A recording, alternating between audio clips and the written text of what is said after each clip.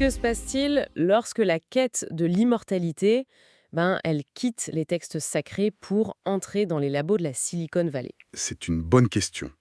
On passe de la foi à la technologie en quelque sorte. Exactement. Et ça nous amène au cœur d'un mouvement bien réel, le transhumanisme. Tout à fait.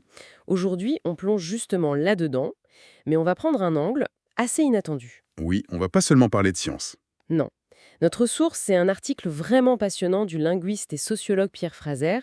Le titre, c'est Quand le transhumanisme rejoue le mythe du salut. Le titre est déjà une prise de position, c'est clair. C'est une provocation, carrément. Et notre mission, c'est de voir si cette provocation, elle tient la route.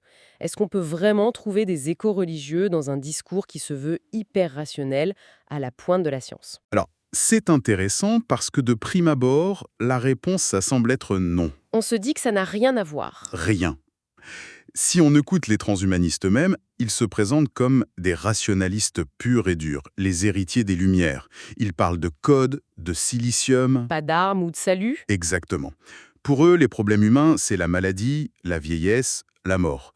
Et on résout ça avec des outils technologiques, pas avec la prière. C'est même l'opposé de la religion, en fait. La religion nous dit d'accepter notre condition et eux, ils veulent la hacker. C'est ça. Pour eux, la condition humaine, c'est pas un don sacré, c'est un bug. C'est une version 1.0 qu'il faut absolument mettre à jour. D'accord. Mais c'est là que l'analyse de Fraser devient intéressante, vraiment fascinante.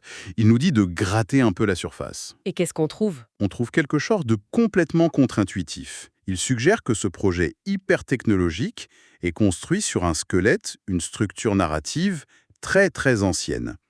Et ce squelette, c'est celui du récit judéo-chrétien. D'accord, la thèse est posée. C'est audacieux.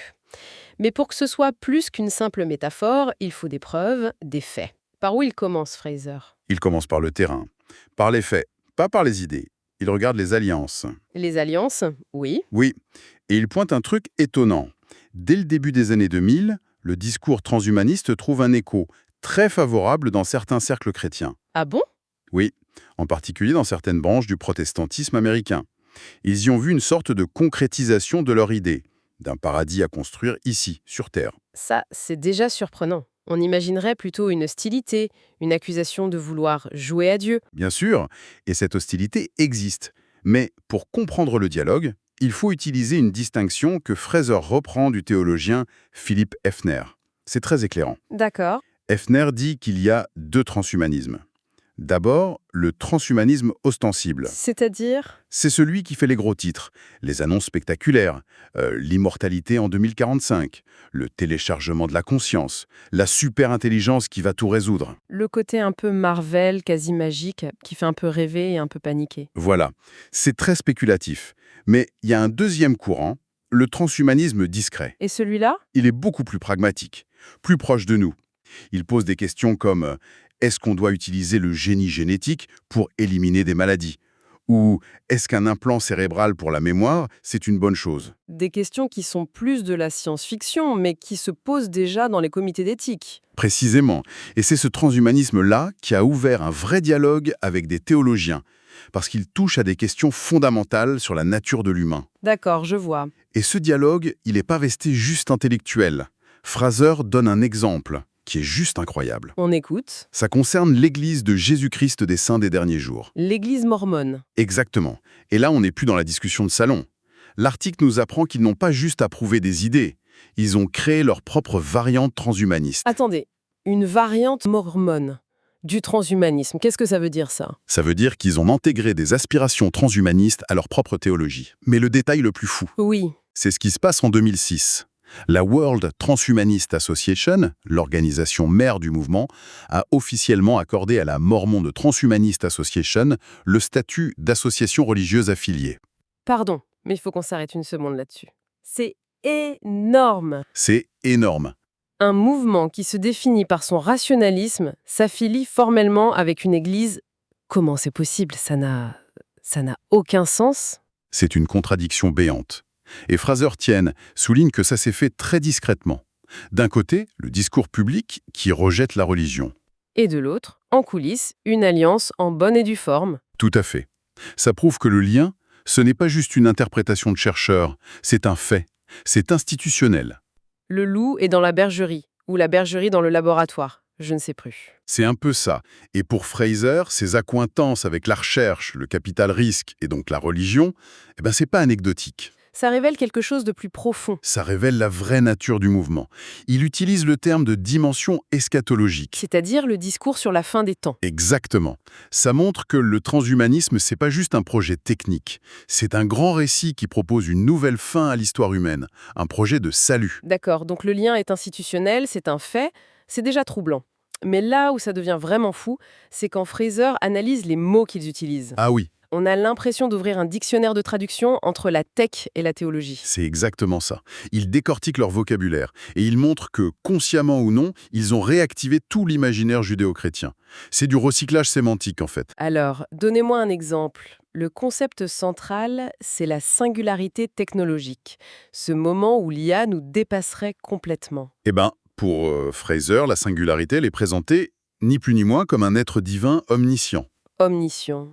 Oui, c'est le moment de la révélation ultime, l'instant où la connaissance totale arrive et change le monde. Et la super-intelligence qui en découle, c'est l'être divin omnipotent, celui qui peut tout faire. Guérir les maladies, inverser le changement climatique, C'est la figure de Dieu le Père, mais en version algorithmique. et le fameux mind uploading, le téléchargement de l'esprit. J'imagine que ça aussi. Absolument. C'est la fuite du corps, la libération de l'âme de sa prison de chair. Une évasion de ce que la religion appelle la vallée des larmes. C'est un concept gnostique presque pur. L'idée que le corps est imparfait, corruptible, et que le salut, c'est la libération vers un état de pure conscience. Sauf qu'ici, le paradis, ce n'est pas le ciel, c'est le cloud. Voilà, c'est vertigineux. Et les humains dans tout ça, les grands pontes de la Silicon Valley qui portent cette parole. Ils ont leur rôle, ce sont les prophètes. Fraser les appelle les techno-évangélistes. D'accord. Ils annoncent la venue de la singularité comme Jean-Baptiste annonçait celle du Messie. Et Fraser va même jusqu'à leur apparence. Ah oui. Le fait qu'ils portent toujours les derniers gadgets, les vêtements intelligents. Il compare ça aux prêcheurs qui portent l'habit de leur congrégation pour montrer leur dévotion. Ils prêchent par l'exemple. La liste est impressionnante, mais est-ce qu'on est sûr que c'est pas juste une surinterprétation? On utilise des métaphores tout le temps pour expliquer des choses compliquées. C'est une objection légitime. Et il y répond. Pour lui, ce n'est pas qu'une métaphore. Le discours n'a rien d'innocent. D'accord. Il est bâti sur une trame narrative qui est culturellement très puissante, parce qu'elle nous est familière. Elle fait écho à des récits qui structurent notre civilisation. Et ça va jusqu'à la représentation du mal. Il parle même de l'enfer. Quelle forme prend l'enfer transhumaniste? C'est l'idée d'une conscience téléchargée, piégée pour l'éternité dans une simulation défaillante ou malveillante. Une éternité de souffrance numérique sans issue? C'est l'enfer et ses démons, mais en version codée. Tout le système est là. Le salut, la damnation, les prophètes, Dieu. Le tout sous un vernis technologique. C'est incroyable. C'est ça. J'essaye de me représenter la scène. Les ingénieurs les plus brillants du monde, qui se voient comme des hyper-rationalistes, et ils ne trouvent pas d'autres mots que ceux de la religion pour décrire leur propre projet ultime. Et c'est là qu'on touche au cœur de l'analyse de Fraser. Pourquoi ce langage fideux? Pourquoi ce recyclage fideux? Ouais, pourquoi? Sa réponse est fascinante. Il suggère que même les esprits les plus laïques, quand ils tentent de décrire l'ineffable, Comme la singularité. comme la singularité ou le destin ultime de l'humanité, ils sont presque contraints d'utiliser un vocabulaire métaphysique hérité de la religion. Parce qu'il n'y en a pas d'autres. Précisément. Quel autre langage on a pour parler de transcendance, d'omnipotence, d'éternité? Ces concepts ont été forgés par des millénaires de pensées théologiques. Ce ne sont pas juste des mots, ce sont des structures de pensée. Exactement. Fraser parle d'anciennes habitudes culturelles qui remontent à la surface.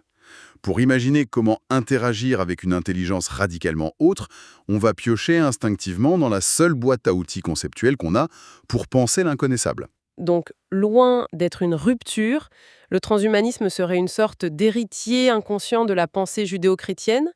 Il ne l'a pas détruite, il l'a mise à jour. C'est exactement l'idée.